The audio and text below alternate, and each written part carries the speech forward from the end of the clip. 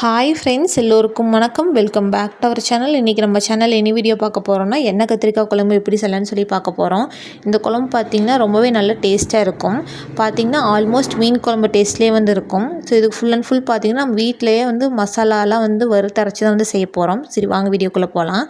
First இந்த மசாலா வறுத்தரைக்கிறதுக்கு பார்த்திங்கன்னா ஒரு கடாய் வச்சுக்கோங்க. கடாய் நல்லா ஹீட் ஆனதையும் அதில் ஒரு ஸ்பூன் ஆயில் ஆட் பண்ணிக்கோங்க. ஆயில் நல்லா ஹீட் ஆனதையும் அதில் பார்த்திங்கன்னா ஒரு 10 சின்ன வெங்காயம், ஒரு 3 பல் பூண்டு, 4-5 கருவேப்பிலை இலை, 2 காஞ்ச மிளகாய் போட்டு நல்லா வதக்கி எடுத்துக்கோங்க. இது நல்லா வதங்கினதையும் பார்த்திங்கன்னா இது கூடவே ஒரு 1/2 ஸ்பூன் மல்லி, 1/2 ஸ்பூன் சீரகம், 1/2 ஸ்பூன் மிளகு சேர்த்து நல்லா வறுத்து எடுத்துக்கோங்க. இந்த மல்லி, சீரகம், மிளகெல்லாம் சேர்க்கும்போது அடுப்பை நல்லா சிம்மில் வச்சுக்கோங்க. இல்லைன்னா அது சீக்கிரமாக கரிஞ்சு போயிடும்.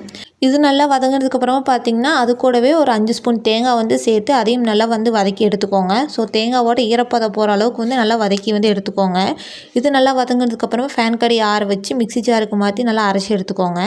இப்போ அதுக்கப்புறமா பார்த்திங்கன்னா நம்ம கத்திரிக்காய் குழம்பு செய்கிறதுக்காக நான் இன்றைக்கி ஒரு 7 கத்திரிக்காய் எடுத்திருக்கேன். அதுவும் பார்த்திங்கன்னா நல்லா பிஞ்சு கத்திரிக்காயும் எடுத்துக்கோங்க.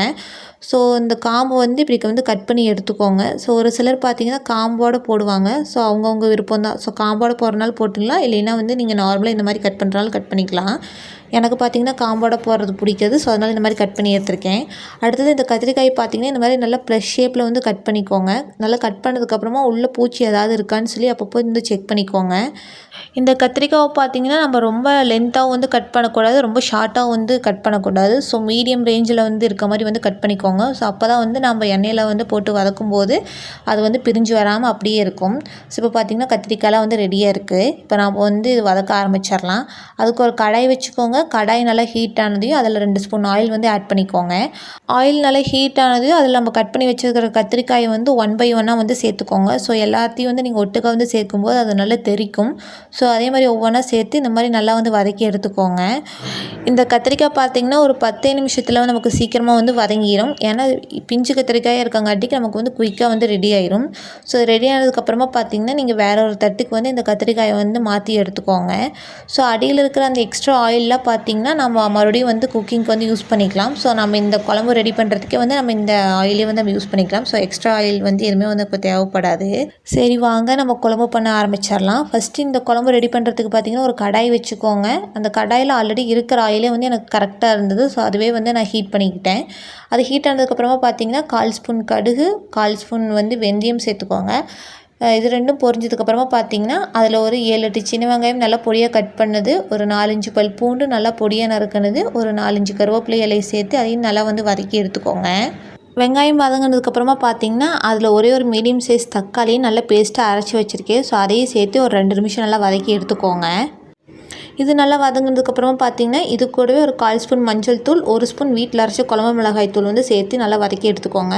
குழம்பு மிளகாய் தூள் பார்த்திங்கன்னா அவங்கவுங்க காரத்துக்கு தகுந்த மாதிரி சேர்த்துக்கோங்க. நான் இன்றைக்கி 1 ஸ்பூன் எடுத்திருக்கேன். ஸோ அது சேர்த்ததுக்கப்புறமா பார்த்திங்கன்னா நல்லா கலந்து விட்டுக்கோங்க. இது நல்லா கலந்து விட்டதுக்கப்புறமா பார்த்திங்கன்னா இது கூடவே நம்ம அரைச்சி வச்சுருக்கிற அந்த மசாலாவையும் சேர்த்து நல்லா வதக்கி எடுத்துக்கோங்க. ஸோ கைவிடாமல் ஒரு 5 நிமிஷம் கலந்து விட்டுக்கோங்க. இல்லைன்னா அடி பிடிக்க ஆரம்பிச்சிடும். ஸோ கைவிடாமல் அந்த எண்ணெயிலே பார்த்திங்கன்னா ஒரு 5 நிமிஷம் நல்லா வதக்கி எடுத்துக்கோங்க.